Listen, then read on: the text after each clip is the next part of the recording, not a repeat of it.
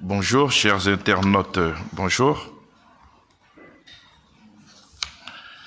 Je vais à présent vous faire le compte-rendu du Conseil des ministres qui s'est tenu ce jour. Ce mercredi 4 mars 2026, un Conseil des ministres s'est tenu de 11h à 13h45 au Palais de la Présidence de la République à Abidjan, sous la présidence de son Excellence M. Alassane Ouattara, président de la République, chef de l'État. Les délibérations de ce Conseil ont porté sur 12 points, dont 9 mesures générales constituées essentiellement de projets de décret, 2 mesures individuelles et une communication, et enfin donc des points de divers.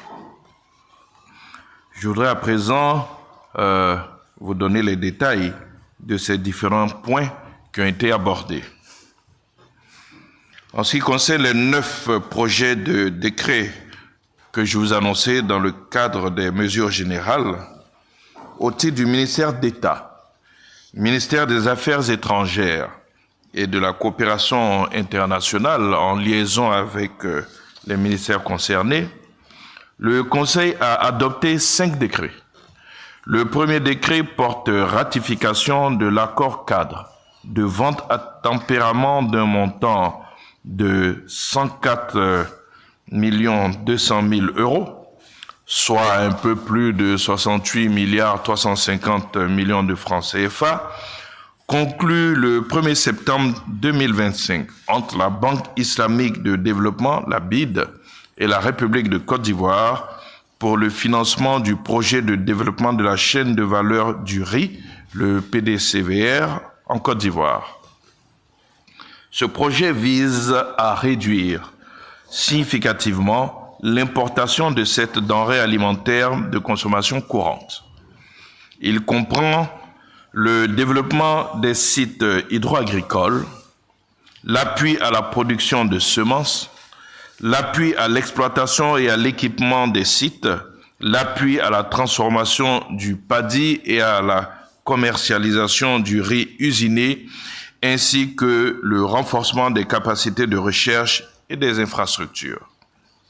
Le deuxième décret est relatif à la ratification de l'accord cadre de vente à tempérament d'un montant total de 200 millions d'euros, soit un peu plus de 131 milliards de francs CFA, conclu le 9 novembre 2025 entre la Banque islamique de développement et la République de Côte d'Ivoire pour le financement du projet de mobilité urbaine durable et intégrée d'Abidjan, donc en Côte d'Ivoire.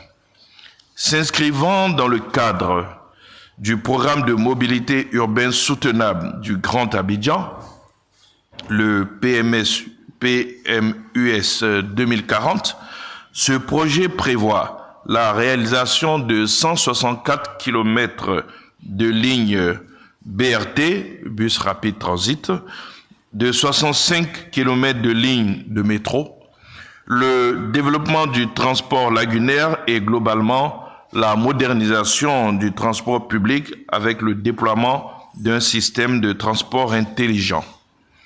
La première phase du projet porte sur la réalisation des infrastructures essentielles, dont la construction de ports lagunaires et la modernisation des grands carrefours avec 3 pôles d'échange multimodaux au carrefour de Cocody-Saint-Jean, au carrefour de la Vie et au carrefour donc de Angré, ainsi que la réhabilitation de voiries, l'amélioration du drainage et la création de trottoirs et de pistes cyclables.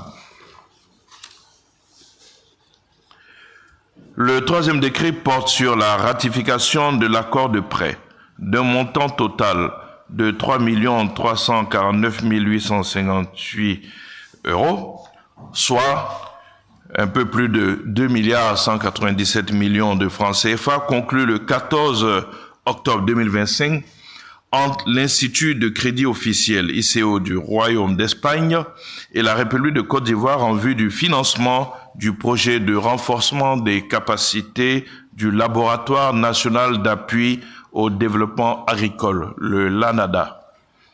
Ce financement permettra de renforcer les capacités techniques de 5 laboratoires du LANADA avec l'acquisition, l'installation et la mise en service de matériel de laboratoire de dernière génération. Le 4e décret adopté porte ratification de l'accord de prêt d'un montant total de 11 100 000 $ américains, soit environ 6 682 millions de francs CFA, conclu le 26 novembre 2025 entre la Banque arabe de développement économique en Afrique, la BADEA donc, et la République de Côte d'Ivoire pour le financement de la contribution de la Côte d'Ivoire à l'augmentation du capital social du Fonds de solidarité africain, le FSA. Fondé en 1975, le FSA œuvre au développement économique et social des États membres à travers la garantie des prêts bancaires et des emprunts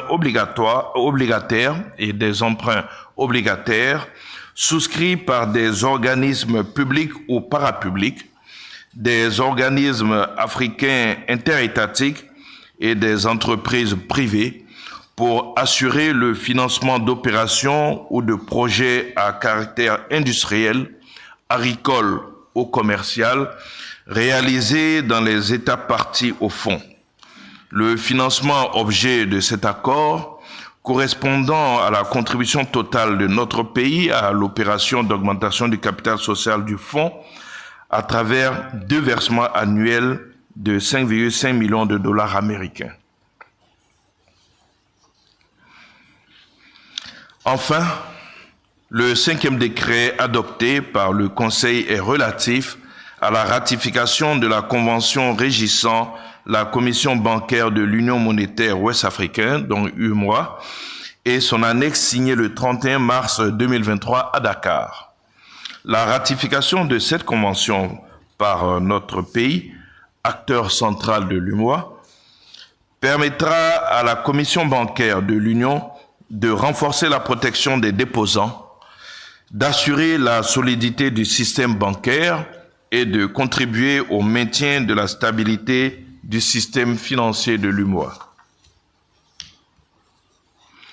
Au titre du ministère des Mines, du Pétrole et de l'Énergie, en liaison avec les ministères concernés, le Conseil a adopté 2 décrets portant chacun attribution d'un permis de recherche minière.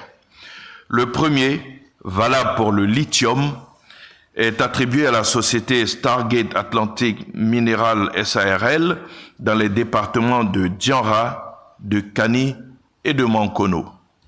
Le deuxième, valable pour le lithium, est attribué à la société Ivoire Lithium Resources SARL, en abrégé ILR SARL, dans les départements de Mbato, Agboville et Adzopé.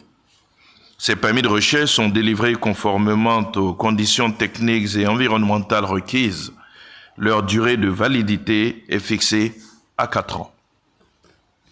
Au titre du ministère du portefeuille de l'État et des entreprises publiques, en liaison avec les ministères concernés, le Conseil a adopté un décret autorisant la cession à la société Optimus Holding de la participation de 15% détenue par l'État dans le capital social de la Société industrielle promotion service West Africa, IPSAA, et la communication y afférente. Dans le cadre d'un processus de désinvestissement engagé en 2024 par son conseil d'administration, IPSAA a décidé de céder plusieurs filiales du groupe. Aussi, le gouvernement a opté pour la cession de la totalité des parts détenues dans le capital social de IPSAA, soit 15% du capital, à la société Optimus Holding qui a manifesté un intérêt. Ce décret, pris conformément à la législation en vigueur en matière de privatisation des participations et actifs de l'État, entérine la décision de cession prise par le gouvernement.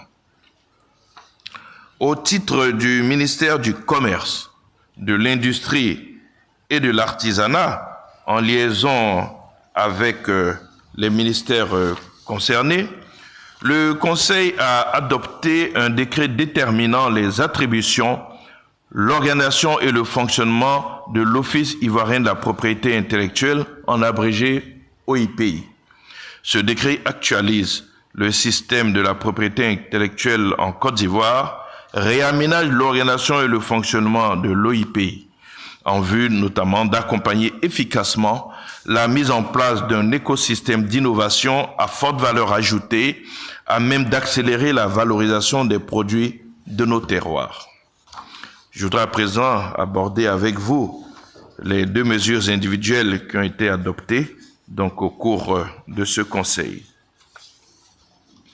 Au titre du Premier ministre, chef du gouvernement, le Conseil, vu la création récente de ministères délégués et le départ à la retraite de certains directeurs des affaires financières, a adopté, sur proposition des ministres techniques concernés, plusieurs décrets portant nomination de directeurs des affaires financières dans les départements ministériels et ministères délégués ci-après.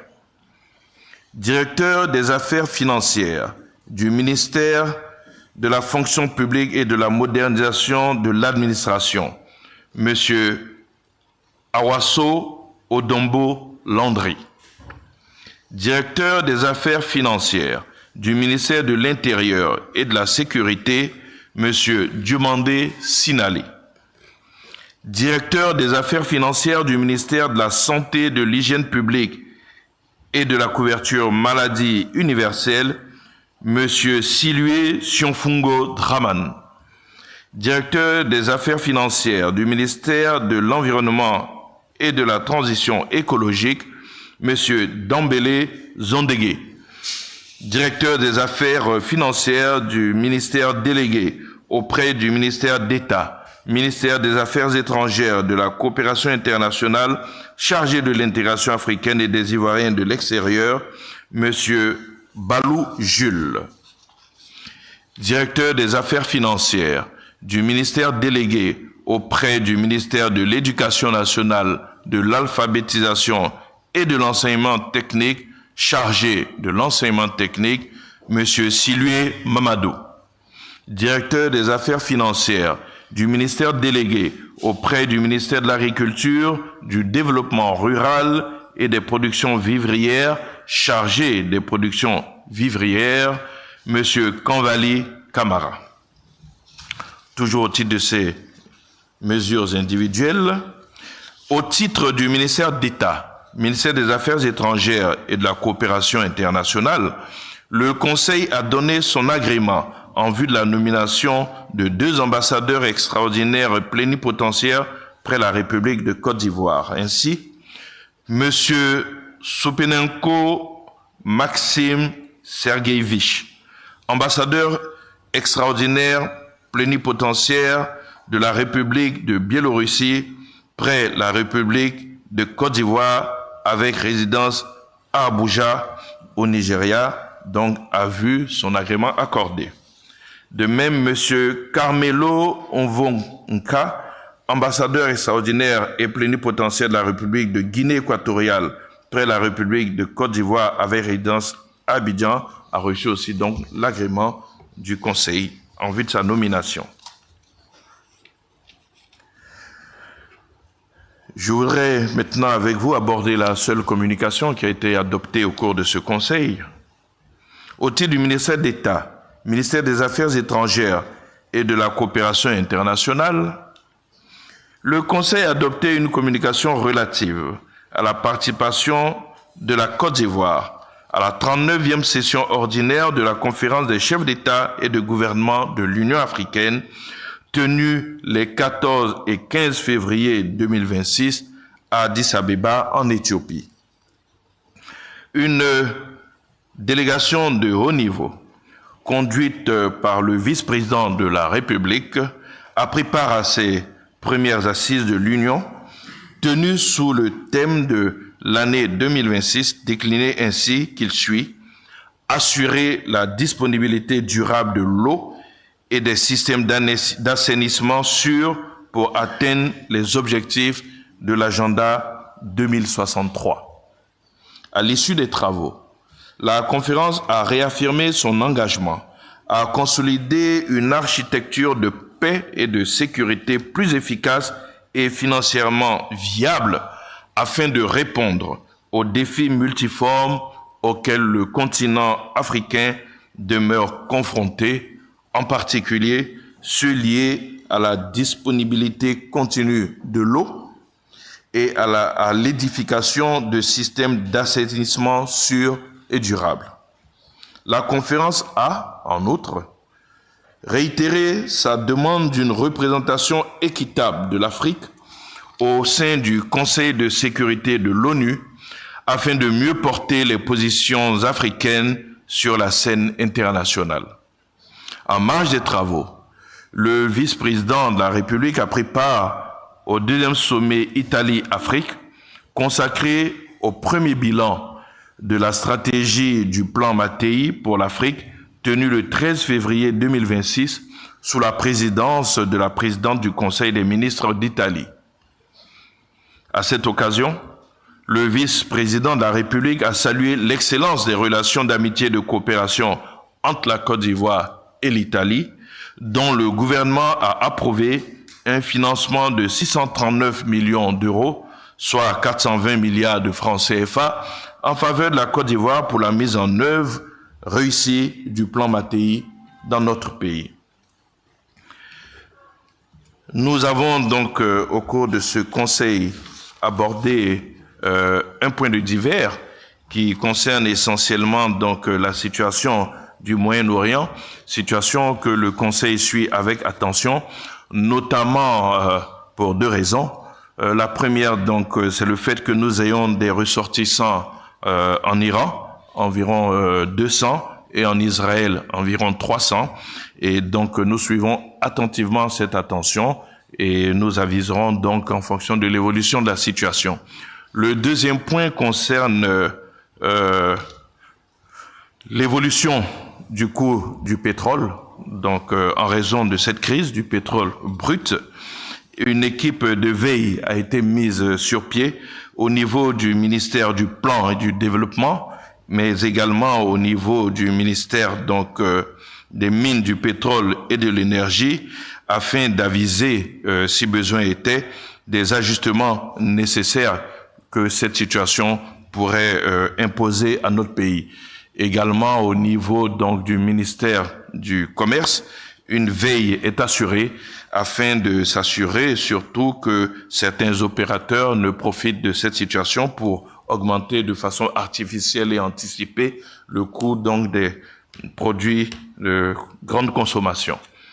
La date du prochain conseil a été fixée au 18 mars. Je vous remercie pour votre attention.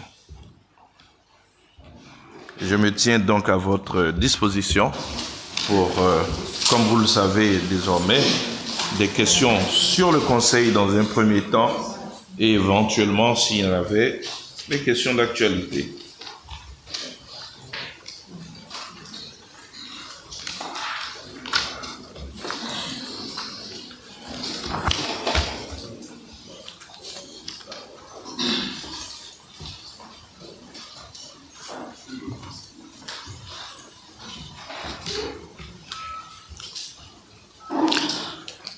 Bonsoir, monsieur le porte-parole du gouvernement.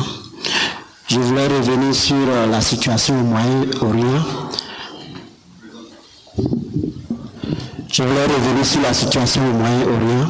Nous avons, vous l'avez souligné tout à l'heure, nous avons des compatriotes en Iran et à Israël. Quelle est leur situation actuellement? Parce qu'on a appris des informations qu'il y avait quelques petits problèmes. Est-ce qu'ils sont tous sains?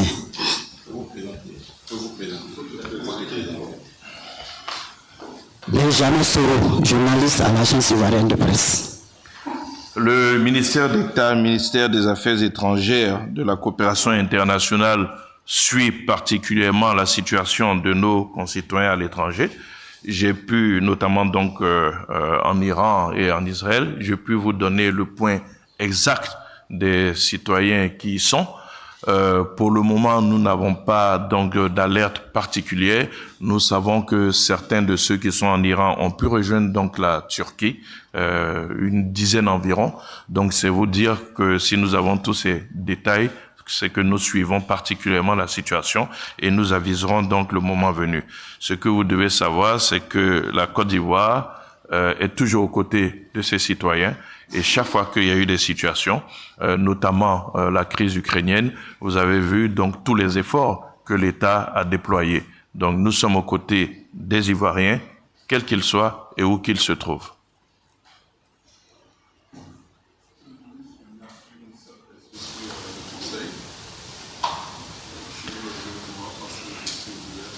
Bien, je peux prendre donc les différentes questions d'actualité si vous en aviez.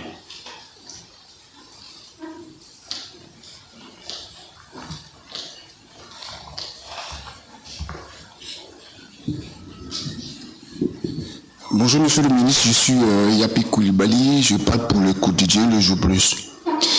Il y a comme le feu dans votre département, sinon dans l'une des chambres de votre foyer. Les journalistes sont en palabre dans le cadre du processus de désignation de leur nouveau président à l'UNGCI.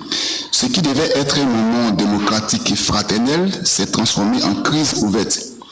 Ils se tripent depuis bientôt un mois et se sont trimballés même en justice. Quel message pouvez-vous lancer à vos anciens confrères?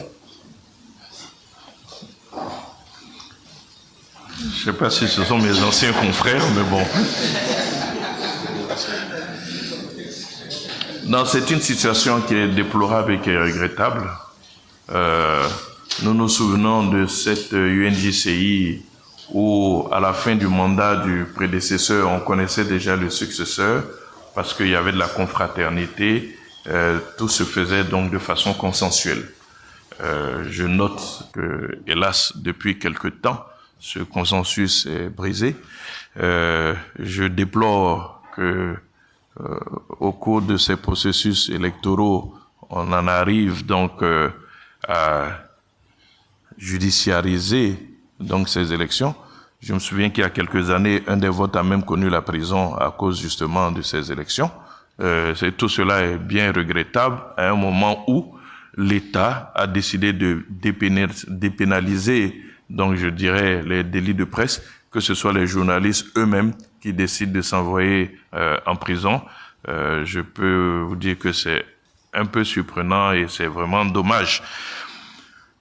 Pour des questions d'élection, je m'interroge encore. Toujours est-il que le ministère a été saisi par certaines parties. Nous avons eu 3 saisines et à partir de ce moment, nous avons essayé de rapprocher toutes les positions en les recevant tous. Je note qu'il y a une intransigeance de part et d'autre. Nous avons commis les anciens, notamment les anciens présidents, le Conseil des sages, le Cénacle donc des anciens journalistes, afin que ce linge sale soit lavé en famille entre journalistes. Donc, des discussions sont en cours. Donc, j'attends que tous ceux qui se sont proposés pour faire donc cette médiation arrivent à rapprocher donc les différentes positions afin de revenir donc à la confraternité et de revenir donc au consensus. Nous croyons en une union forte. C'est pour cela que nous avons toujours soutenu l'UNGCI chaque fois que cela était nécessaire. Vous vous souviendrez que les différents bureaux avaient fait des promesses qu'ils n'avaient pu honorer, des promesses de maisons, des promesses de voitures. Et bien avec la SDM, nous nous sommes engagés à satisfaire toutes ces promesses et nous l'avons fait. Nous l'avons fait parce que nous voulons une union qui soit crédible. C'est pour cela que nous avons tenu à évacuer toutes les promesses non tenues et que ceux qui devaient recevoir des maisons les ont reçus, ceux qui devaient recevoir des voitures les ont reçus, ceux qui devaient recevoir des ordinateurs les ont reçus. Donc, s'il y a un message, c'est qu'il faut que tout le monde soit habité par la raison. Je veux pas le dire avec ironie, mais bon, quand je vois ceux qui sont enclins à critiquer les politiques s'étriper pour des questions de liste électorale non validées, de candidatures contestées, non contestées, valables, je me demande où on est.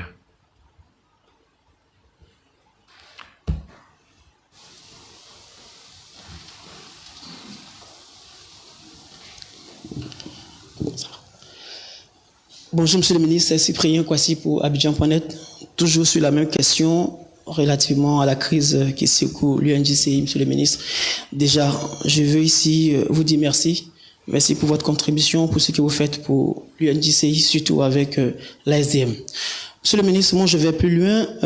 L'ex-président de l'UNJCI, Jean-Claude Coulibaly, vous accuse de vous immiscer dans la crise qui secoue actuellement l'Union, allant jusqu'à affirmer que vous soutiendrez un camp. Il aura également sollicité certaines associations de presse africaines pour dénoncer votre position. Comment réagissez-vous face à ces accusations et quelle est votre part de vérité dans cette crise qui secoue l'UNJCI? Je ne voudrais pas transformer ce compte-rendu du Conseil donc, des ministres en une tribune pour parler donc, de la situation de l'UNJCI. Je n'ai rien à dire sur ces accusations fallacieuses qui ne reposent sur absolument rien. L'UNJCI est dans le secteur de la communication. Nous avons été saisis par des acteurs de l'UNJCI et notre position est de ramener le consensus dans la maison. Il n'y a pas d'autre position. Maintenant, je laisse chacun à ses affirmations et voilà, je n'ai pas d'autres commentaires là-dessus.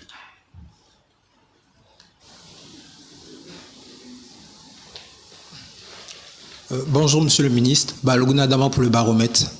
Alors Monsieur le ministre, depuis un bon moment, la question du remblayage anarchique illégal surtout fait beaucoup de vagues sans véritablement emporter quelqu'un. Et les structures institutionnelles impliquées refusent toute responsabilité. Alors, au regard du caractère illégal qu'ont ces activités et de l'impact sur l'environnement, est-ce que les responsabilités seront clairement situées? Et aussi, vu l'engagement de la Côte d'Ivoire dans la préservation de l'environnement, est-ce que des mesures plus dissuasives seront prises pour essayer d'entraver ou de dissuader tous ces contrevenants? La seconde question relative à un cri de cœur des populations depuis un bon moment, il s'agit de la question de la cherté des loyers. Alors, Monsieur le ministre, est-ce que c'est une situation qui est prise à bras le corps au niveau du gouvernement? Et un deuxième point également, c'est la coupure récurrente de l'électricité en ce début d'année. Alors, qu'est-ce qui explique cela? Est-ce qu'il y a des soucis particuliers à ce niveau? Merci.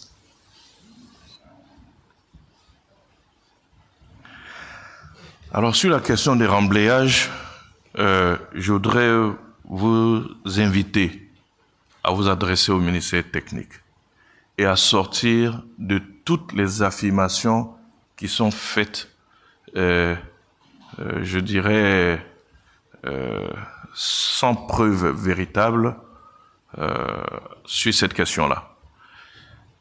Les remblayages, on ne dit pas qu'il n'y en a pas. On ne dit pas qu'il n'y en a pas d'illégal non plus, mais ce que vous devez savoir, c'est que la plupart de ces remblayages étaient prévus dans le cadre donc du développement du Grand Abidjan. Je veux parler notamment de la zone portuaire, qui a connu plusieurs remblayages autorisés par l'État depuis les années 60-70, ensuite dans les années 80 et autour des années 91 en raison du développement de l'activité portuaire. Donc, tout ce que l'on voit dans la zone portuaire, vous devez savoir que, en général, c'est un remblayage qui est autorisé par l'État. Ensuite, pour ce qui est donc des remblayages que l'on pourrait appeler d'illégaux, il y a des sanctions qui sont prises, mais le gouvernement saisi de la question a compris qu'il faut aller vers un renforcement de ces sanctions-là. Tout se fait selon la loi. Ce que la loi n'a pas prévu, on ne peut pas l'inventer. Ce serait rentrer dans l'arbitraire, ce serait rentrer dans une république qui, en tout cas, ne serait pas un état de droit. Donc, il y a des dispositions à prendre pour pouvoir renforcer les sanctions pour ceux qui s'adonnent à des remblayages illégaux. Sinon, vous devez savoir qu'il y a des sanctions, mais elles ne sont peut-être pas suffisamment dissuasives. Donc, c'est pourquoi je dis, il faut aller vers les acteurs. Les acteurs, vous les connaissez. Vous avez le ministère des Affaires maritimes, vous avez le ministère de l'Environnement. Allez prendre les vraies réponses aux questions que vous posez. Pour ce qui est donc de la cherté des loyers, le gouvernement a pris des décisions déjà pour fixer le nombre de mois que l'on doit payer en termes de caution et de mois d'avance. Après, le problème que l'on a dans la société libérale dans laquelle nous sommes, eh bien, c'est des transactions qui ont lieu entre des privés. Si vous décidez, en dépit de la décision donc du gouvernement de payer plus de mois de caution de loyer, qu'est-ce que le gouvernement il peut, surtout quand il n'y a pas de plainte? Il y a une décision qui est prise, c'est à chacun de nous à veiller à ce que cette décision soit appliquée. Il y a une décision qui a été prise il y a bien longtemps, il y a plusieurs années, pour limiter le nombre qu'on appelle de mois de caution de loyer. Ça va plus loin. C'est même fixé dans le contrat de bail. Mais si vous partez louer de façon informelle, sans contrat de bail, une maison, quel contrôle voulez-vous que l'on puisse exercer là-dessus? Il faut qu'on en revienne à la responsabilité de chacun. L'État prend des décisions, il appartient à chacun de nous de faire en sorte que ces décisions soient appliquées, soient respectées.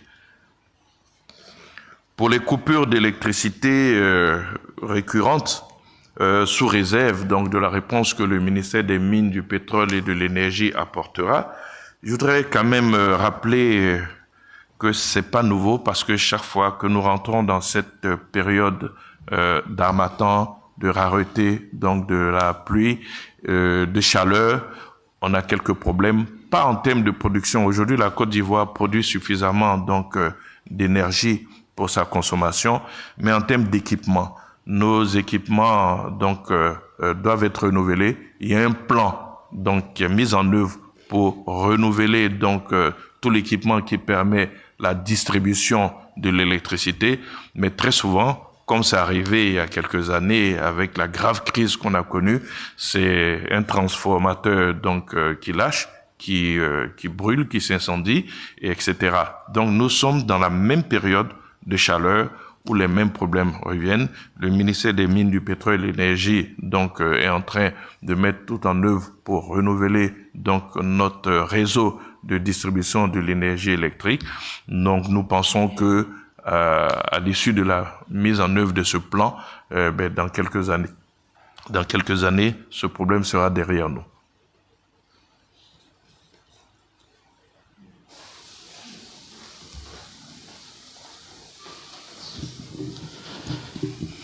Monsieur le ministre, je suis Benjamin Soro de l'Agence ivoirienne de presse. Monsieur le ministre, actuellement nous vivons la chute drastique des cours du cacao sur le marché international. La Côte d'Ivoire est en train de se battre pour l'enlèvement des stocks. Et actuellement, les paysans sont très inquiets. Quelle assurance le gouvernement peut leur donner? Et concernant la petite campagne qui doit commencer, est-ce que les prix seront rémunérateurs? Et monsieur le ministre, récemment, l'ancien président qui a reçu les producteurs, et il a dit comme ça, nous sommes les premiers producteurs de cacao au monde, mais les producteurs sont pauvres. Le planteur travaille dur pendant toute l'année et au moment de vendre son cacao, il reçoit des papiers à la place de l'argent. Quelle réponse? Je ne veux faire aucun commentaire sur les propos de l'ancien président, dont on sait comment est-ce que la gestion de la filière cacao s'est terminée. Ce que je peux vous dire, c'est que le gouvernement sera toujours aux côtés des producteurs. Le chef de l'État a pris un engagement qu'il a toujours tenu jusqu'aujourd'hui. C'est celui de payer aux producteurs 60% du prix CAF. Et c'est ce qui se fait jusqu'à présent. Au moins 60% donc du prix CAF est payé aux producteurs. Donc, de ce point de vue, on peut saluer cette décision du chef de l'État qui, jusqu'à présent, est respectée. Au-delà de cela, vous savez que dans notre système de commercialisation, nous avons une forme de stabilisation qui permet de maintenir le prix donc aux producteurs. C'est ce que nous avons fait en maintenant le prix à 2800, bien que au niveau international, les cours aient chuté et se soient retrouvés donc bien en deçà de ce qui nous avait permis de fixer ce tarif-là.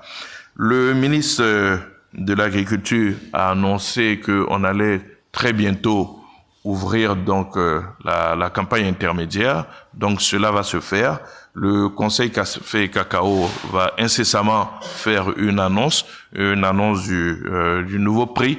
Je reste persuadé, connaissant l'engagement du chef de l'État de payer aux producteurs au moins 60% du prix CAF, donc à l'international, que cet engagement sera tenu une fois de plus, et on peut considérer donc que ce sera très certainement un prix rémunérateur par rapport en tout cas à cet engagement du chef de l'État. Voilà ce que je peux vous dire sur cette question de fixation du prix du cacao.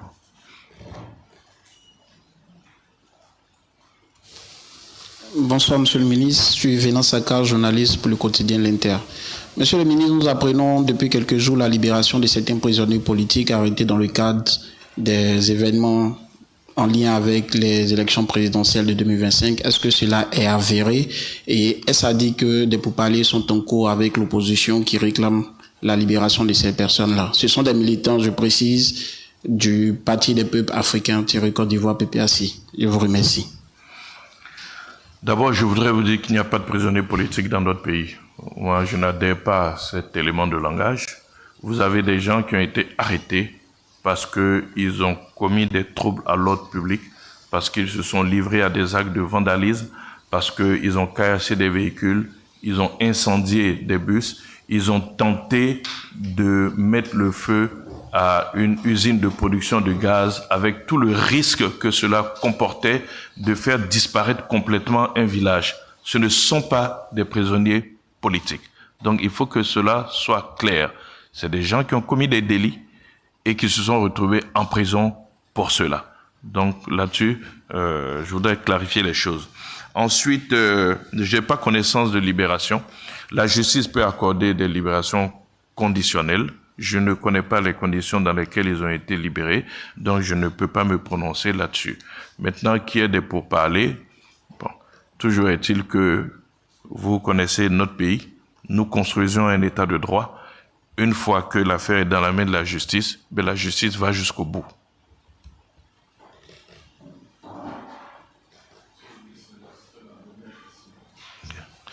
Je vous remercie pour votre participation à ce compte-rendu du Conseil et je vous souhaite un bon appétit pour ceux qui ne sont ni chrétiens ni musulmans ou qui ne jeûnent pas en tout cas.